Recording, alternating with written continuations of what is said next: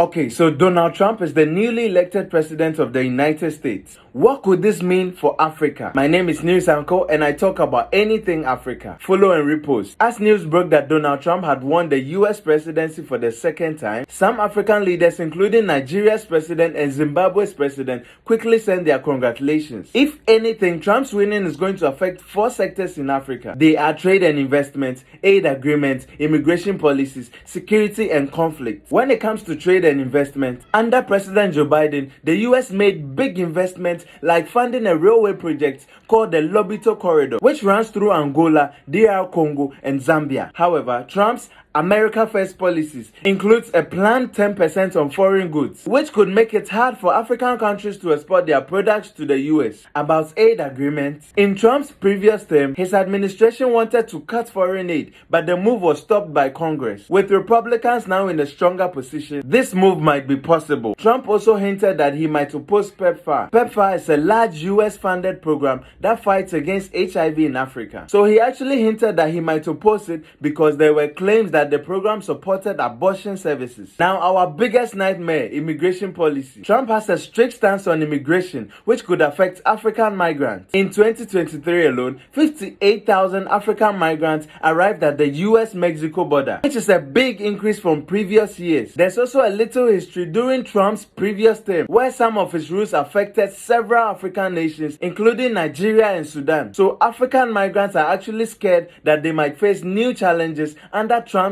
policies. Now the final one, which is security and conflict. Africa's security has changed, with Russia increasing its influence by supporting governments and fighting armed groups in places like Mali and Burkina Faso. Trump's view on Russia could impact how involved the US is in these areas, but his earlier support for Nigeria against the Boko Haram group shows that he's open for specific help. However, experts suggest that Trump's decisions will likely be transactional, focusing on US's own interest first. Trump's return leaves Africa unsure about what is ahead. His unpredictable style means that African leaders and citizens must prepare for both new opportunities and new challenges. Since China's influence in Africa is growing, Trump may decide to keep some of these partnerships going. You may never know. What do you think? Will Trump's policies benefit or burden Africa this time around?